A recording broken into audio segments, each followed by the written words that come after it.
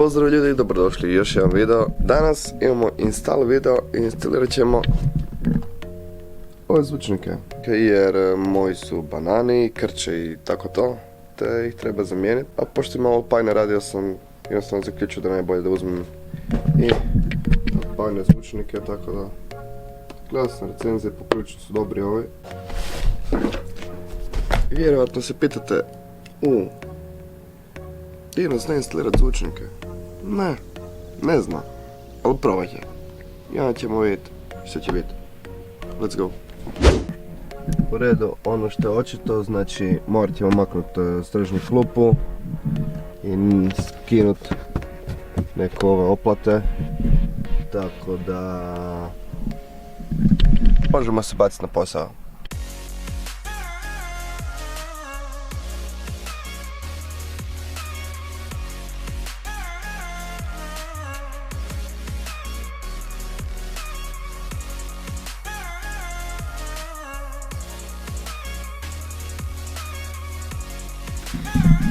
U redu. Evo sada kada smo skinuli sjedala, možemo vidjeti da su ovdje nekad bili neki vici. Ovdje. Kojih više nema. Isto tako i na ovoj strani. Što znači da očito onda njih ne moramo. Definitivno mislim da je bilo dobro skinuti, tu su vici od pojasa. Skinuti njih. I onda vidite što točno dalje.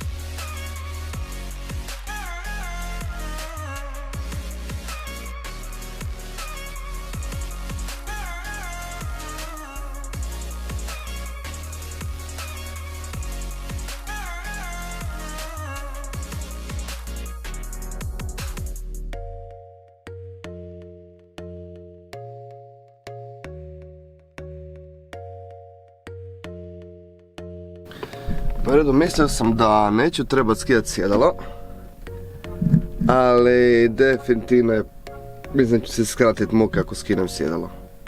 Jer ne mogu izvući panel van ako mi sjedalo ovako stoji na putu, tako da.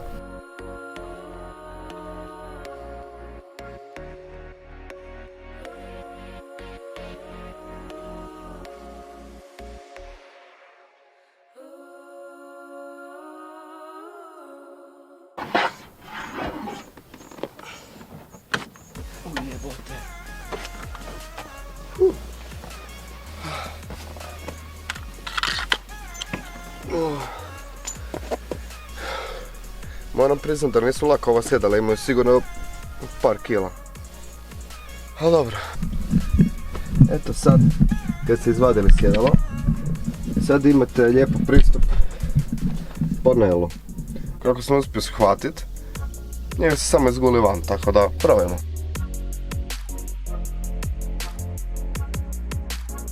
I voila! Panel je vani. I ovdje se nalazi naš zvučnik.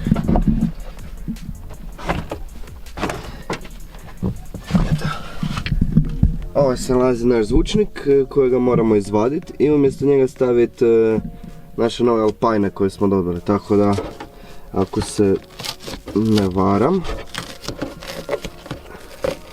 imamo, da, evo ovdje vijak jedan,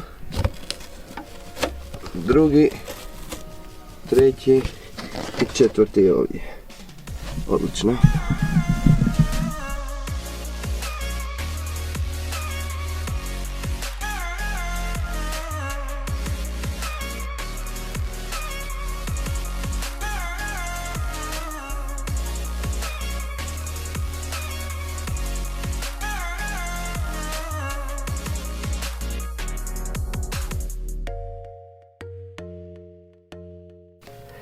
I evo ga, naš zvučnik je vani, ali to je to, tih 13 cm kojima se spominje na internetu. Ovdje nam se nalazi naš naš jack.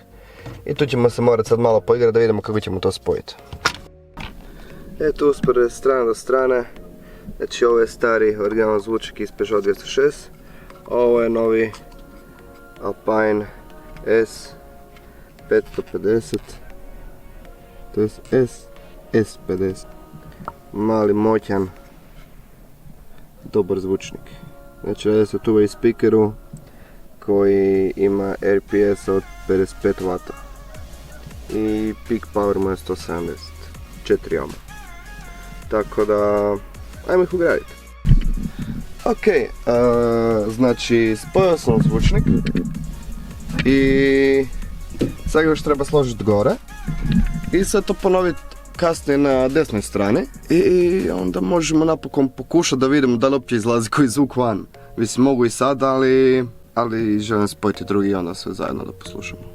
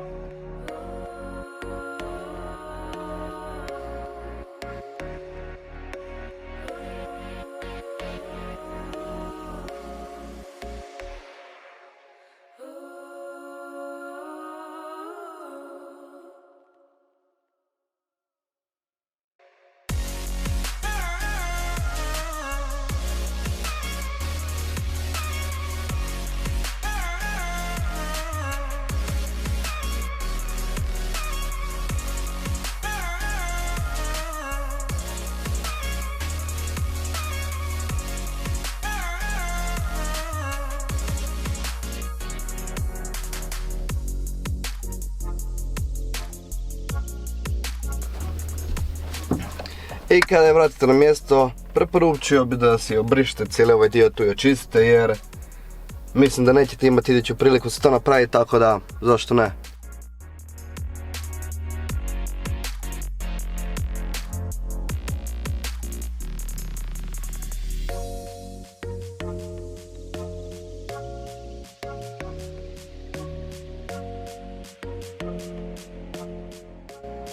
Ok, evo sad smo ugradili zvučnik i na drugu stranu.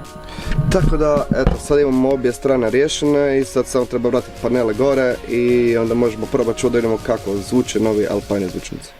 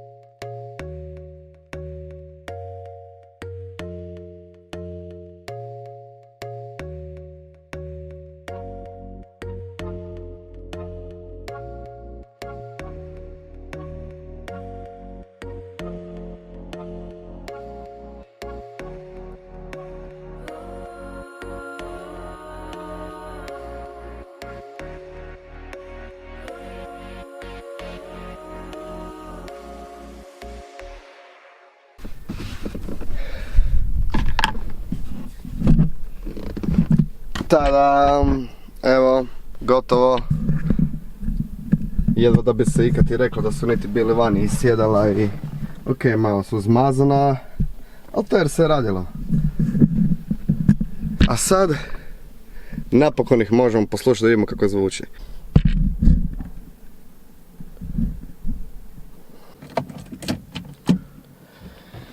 Da čujemo kako to zvuči.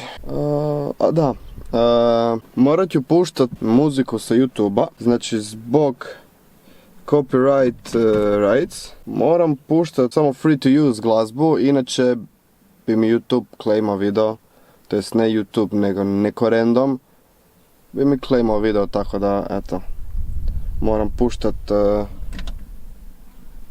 nešto, da nađemo nešto free to use.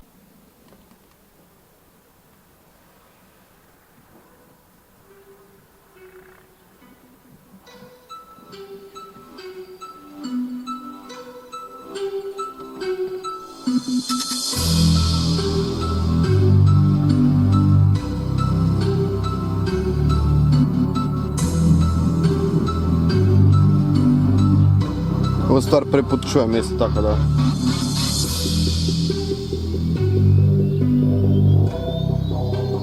Ima okej sound za sad.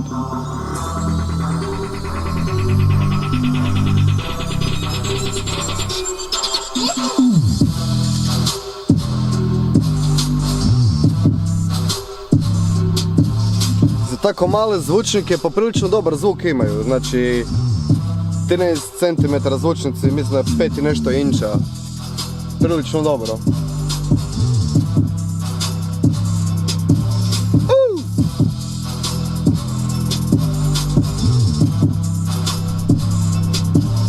Yeah!